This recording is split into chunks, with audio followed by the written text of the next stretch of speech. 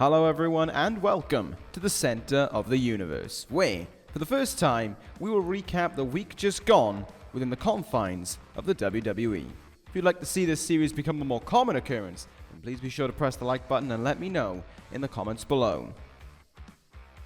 Kicking off the show, as it kicks off every week, Monday Night Raw certainly gave us another memorable show from the Red brand, from start to finish, with a fantastic match to kick the show off as Pete Dunne and Cesaro locked up with one another.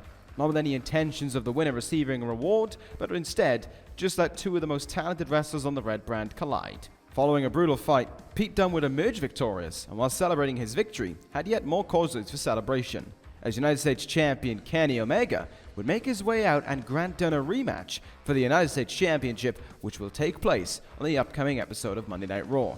Considering the fantastic match these two men put on the last time they met, who knows what we'll be in for when they meet again. Will both men have learned even more about their opponents? Can the Bruiserweight overcome his loss to Kenny Omega and reclaim the United States Championship? Whatever happens, I'm sure we'll be spoiled with a fantastic match to remember once more between these two incredible talents. Elsewhere on Raw, we witnessed the ransacking of a match as The Miz would storm the ring during a match between Shinsuke Nakamura and Juice Robinson in his efforts to garner the attention of Jay Lethal once more. Having not taken his loss to Juice all that well the week before, Miz demanded Lethal to face him in the arena, blaming him for the reason why he had lost last week to the flamboyant Juice Robinson.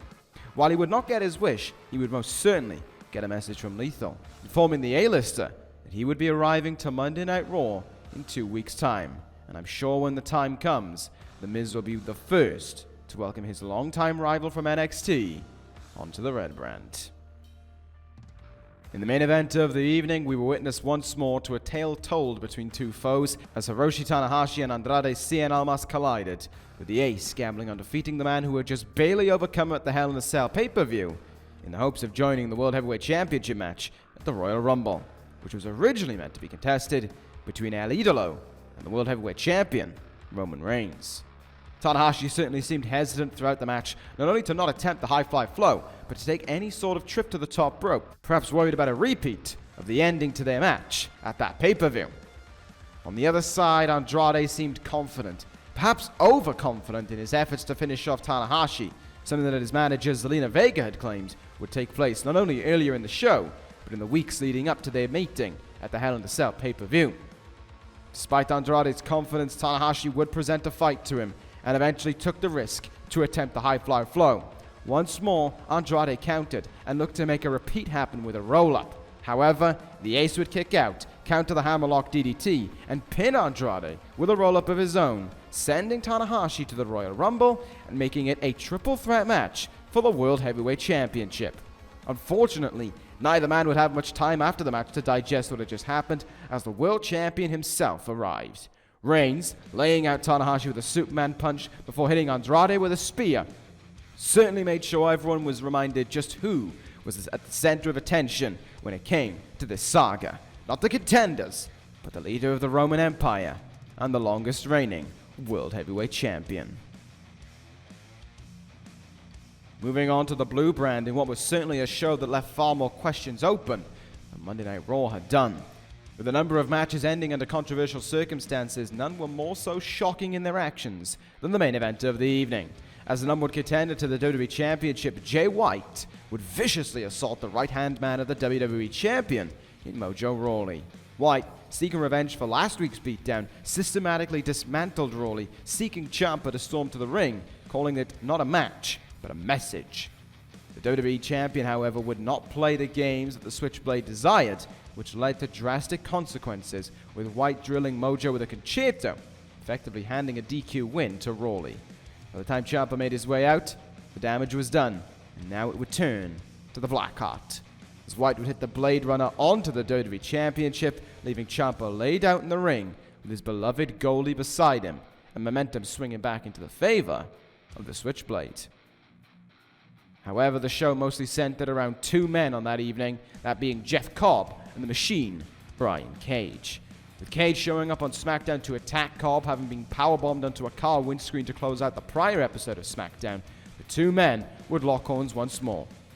Resuming the fight that had started all the way back in NXT, but was reinvigorated at TLC, taking their fight to the backstage area, fighting throughout that as well.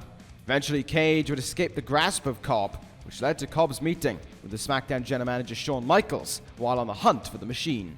While Michaels was rightfully frustrated at the actions that had transpired, he understood why both men were doing this and offered the chance for the two men to fight, albeit in an unsanctioned match.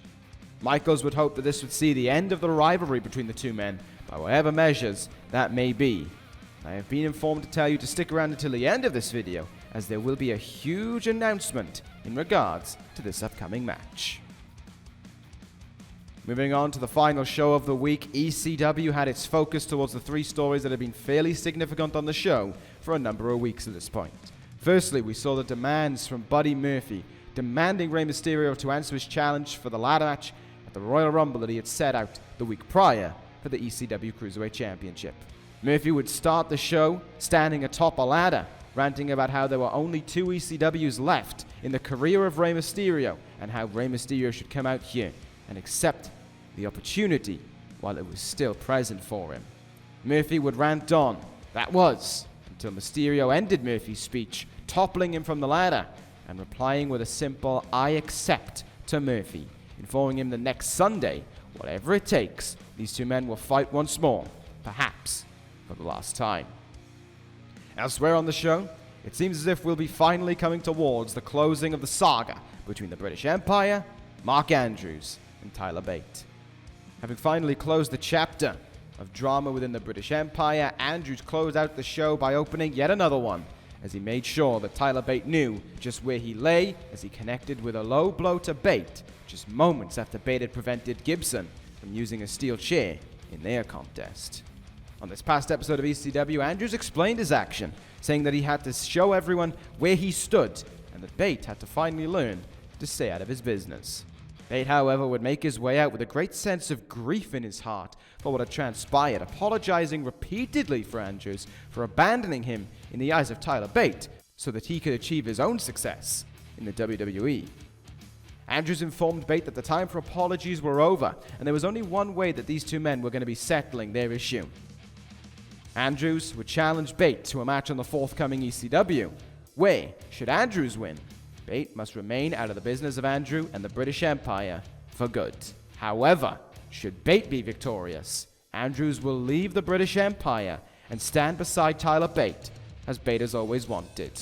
While the two men seemed destined for a stare down and perhaps a handshake, it would not to be, as Zach Gibson would run in from behind, lay out Tyler Bate, and connect with the Helter Skelter, as Mark Andrews just watched on at his fallen former friend. While the story may be about to close, just which way will it end, and who will be the one to write the final lines in this chapter?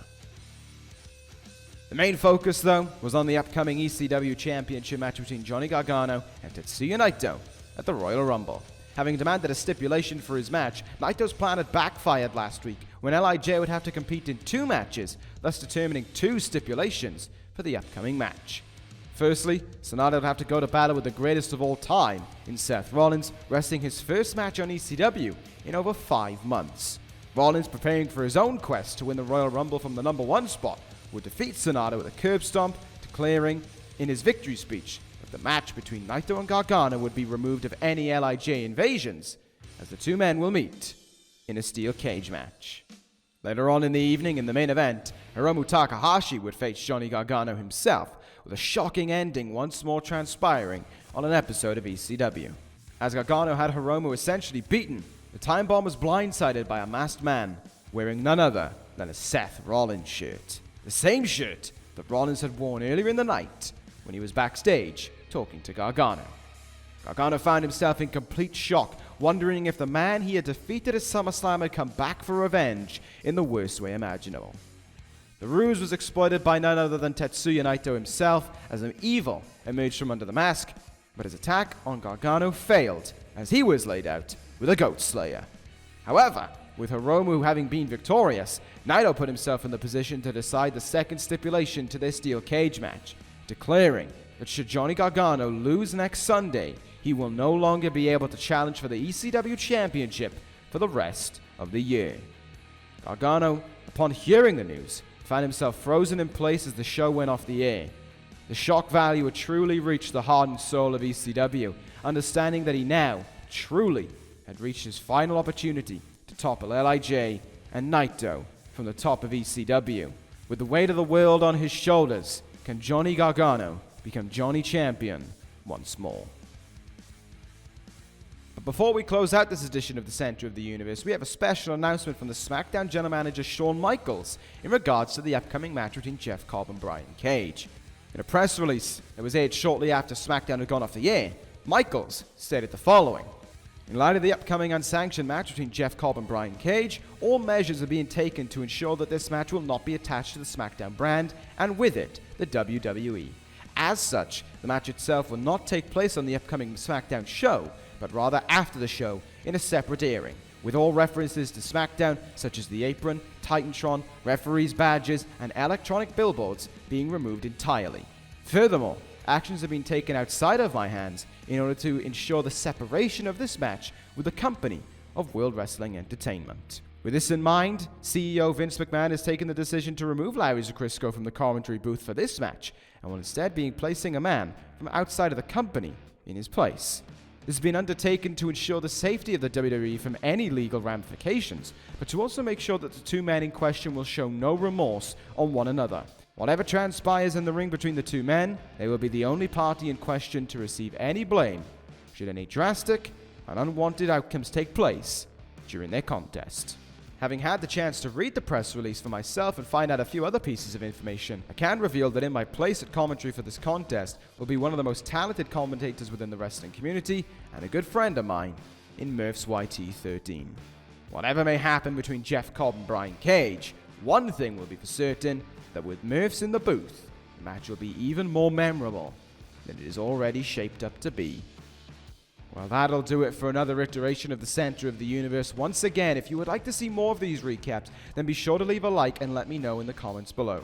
And while you're down there, be sure to visit any links in the description to the Twitter, Twitch, and the Wiki if you would like a recap on events that have happened throughout the entirety of this universe. On top of that, if you would like to support this channel even further, please consider signing up as a member to the channel, where for just as little as $2 a month, you can receive 48-hour early access to every video posted on this channel, including the upcoming Royal Rumble pay-per-view.